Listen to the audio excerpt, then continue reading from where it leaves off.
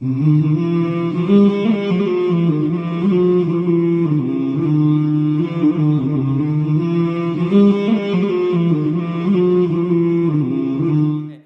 اللہ کا پیغام ہے جس پیغام کو بندوں تک پہنچانے کے لیے اللہ نے 1.25 لاکھ سے زیادہ پیغمبر بھیجے ہیں، لیکن یہ پیغام ہماری کھوپڑی میں نہیں آ رہا، کیونکہ کبھی ہم ٹی وی دیکھتے ہیں تو کسی سیاستدان کی تقریر آ رہی ہے، کبھی ہم اخبار پڑھتے ہیں تو وہاں دیکھتے ہیں کسی پل بنانے کی بات ہو رہی ہے، کبھی معاشی ترقی کی بات ہو رہی ہے، کبھی سائنس ٹیکنالوجی کی بات ہو رہی ہے، تو ہم سمجھتے ہیں سب کچھ یہی ہے۔ جس ملک میں پل اچھے ہیں، جس ملک میں بیماریوں کا علاج ہوتا ہے، جس میں ہسپتالوں میں علاج فری ہے، وہ کامیاب ہیں۔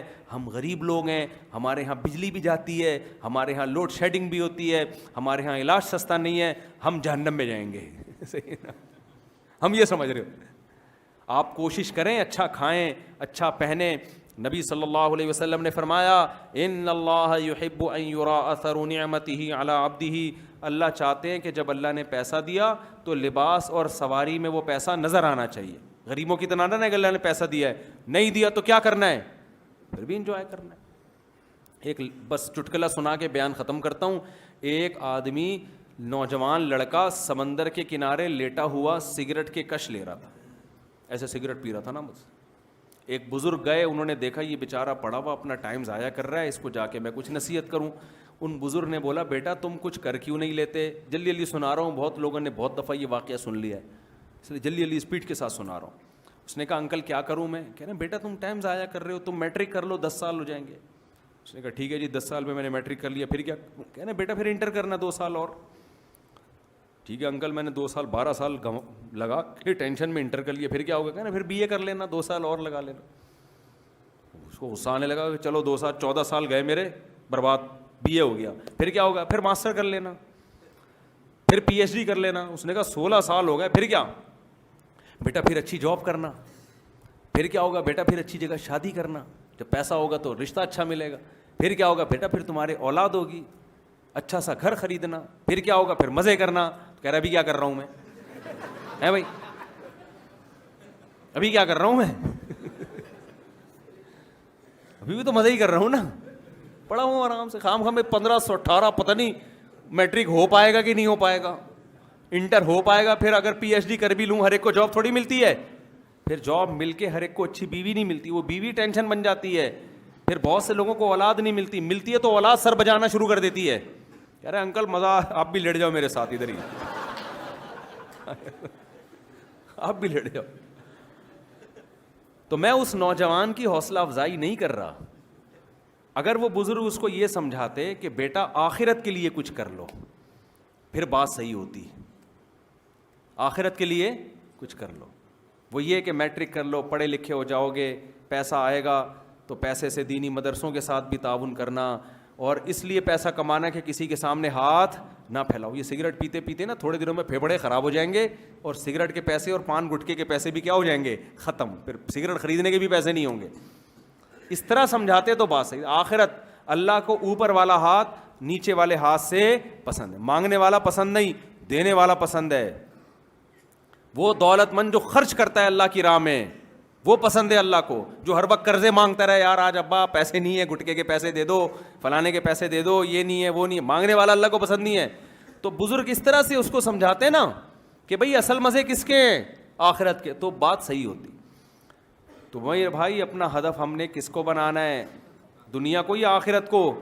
آخرت کو بنانا ہے، اور آخرت کو جو ہدف بناتا ہے اللہ نے فرمایا وہ کامیاب ہوگا بشرطے کہ یہ کام کرے۔ اللہ زبانی دعویٰ قبول نہیں کرتے۔ سب سے پہلی بات الذین هم فی صلاتہم خاشعون، نمازوں میں خشوع پیدا کرتے ہیں۔ آج سے پکا عزم کرو 5 ٹائم تکبیر اولیٰ کے ساتھ مسجد میں جماعت سے نماز پڑھیں گے۔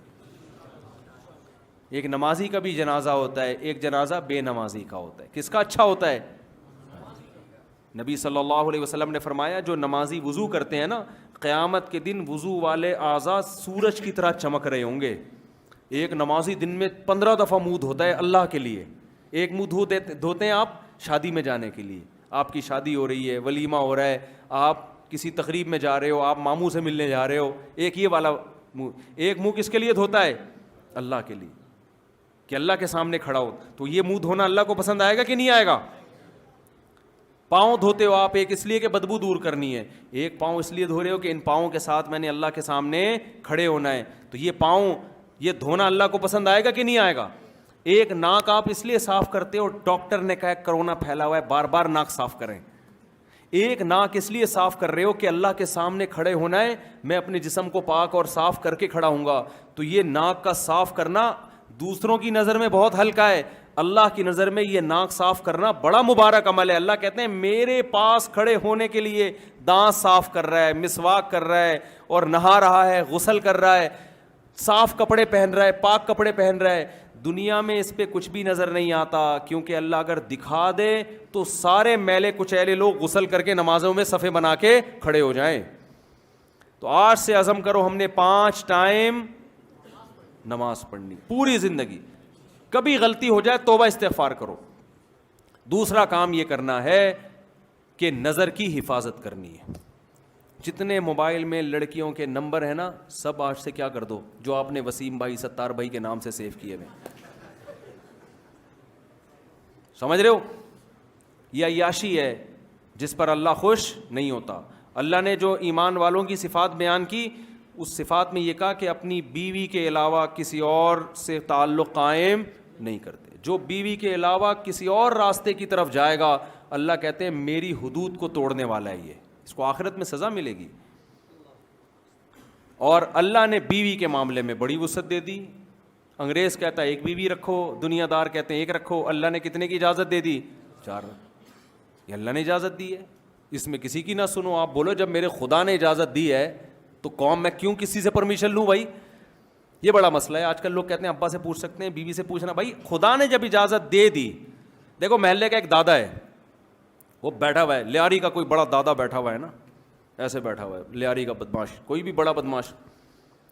آپ کی جیب میں بٹوے میں 100 روپے پڑے تھے, آپ کو ڈر ہوا کہ یار کوئی چھین نہ لے مجھ سے. اس بدماش نے بلایا, بولا یہ 100 روپے رکھ, میری طرف سے بھی 100 روپے. اب گھبرانے کی ضرورت نہیں, یہاں سے چلا جا. اب بھی آپ گھبرا رہے ہو یار, تو بدماش کو غصہ آئے گا, بولے اب کس سے ڈر لگ رہا ہے, سب سے بڑا بدماش تو میں ہوں. اب اگر تجھے کسی سے ڈر لگ رہا ہے تو اس کا مطلب میری تو انسلٹ کر رہا ہے, ایسا ہی ہوگا نا. اس کا مطلب تو میرے سے کے علاوہ کسی